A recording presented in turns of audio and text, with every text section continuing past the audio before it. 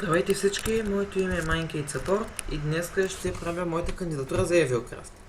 Като първоначално да разкажа за себе си. На 14 години съм и играя от доста дълго време Minecraft. Акаунтът ми е купен и според мен това е всичко за мен. Сега да преминем към къщите. Първата е типично старинна къща и сега ще ви я покажа отвътре. Тук е масата, тук е кухнята с печки. Тук съм направил спалнята и ежедневните дрехи. Може и човека малко да си почете книги. И да променям от най-отгоре. Тук е тавана и складът на цялата къща.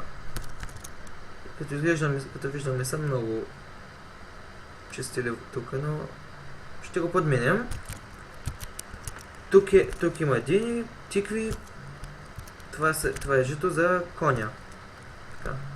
Според мен това е достатъчно за тази къща. Сега ще ви покажа другите.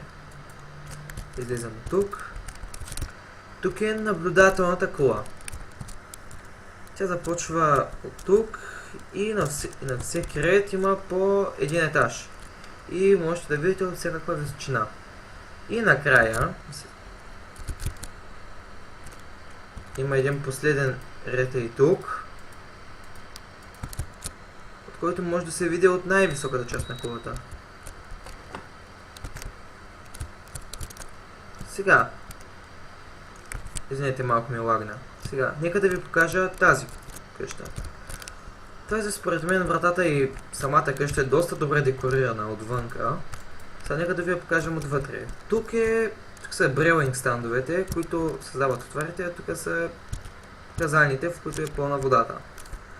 Тук са материалите, които са всички материали, с които се правят полшанка, всички нидерлардове, а това са чашите, с които да се налее водата. А тук вече са готовите.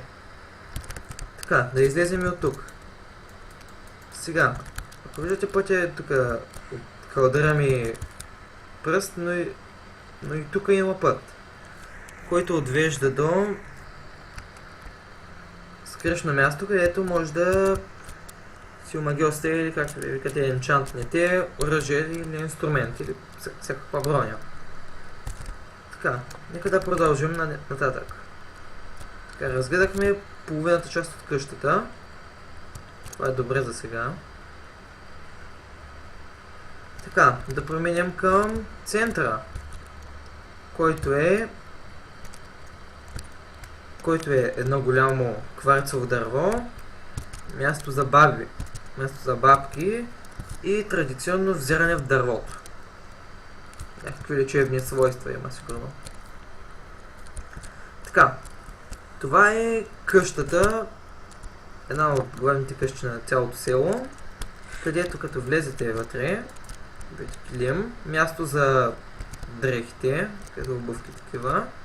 Тук е всеки ден също с кухни и мивка. Тук също е масата. По-нататък има една снимка и това е детската стая и изобщо стаята, в където всички живеят. Ето го компютъра, където детето играе на Minecraft. Нека да му поставим мишка. Така. Тук е леглото и място за четене. Така, общо да кажа, ето го покрива, има свещници и до някъде това е цялата тази къща, като мен доста ме радва и доста дълго време от нея да я построя. Така, това тук е фонтана, който, както виждате, е направен изцяло от кварц и от само една вода. Така. Тук са магазините. Първия Villager и всеки си има собствен цвят на магазина. Както виждате, този е нормален, има жълто и синьо, този е черно и жълто, също е с престилка, а този е лилав и има червено и бяло. Така, до някъде това са магазините и има много неща, в които да пазарувате с селените.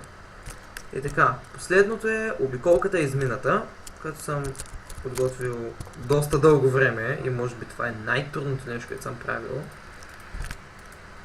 Скачам на майнкарта Ако тегляме. Ще пусна на F5, съжалявам, лагът ми е неописуем. Обикновено не съм така. Значи тук слезаме измината. Ето, вече спре да лагва.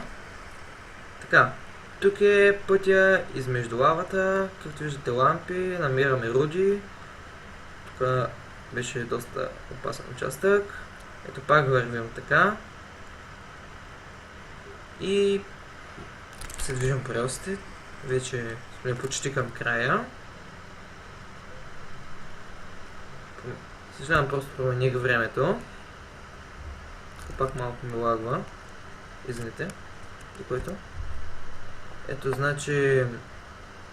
Тук е моста.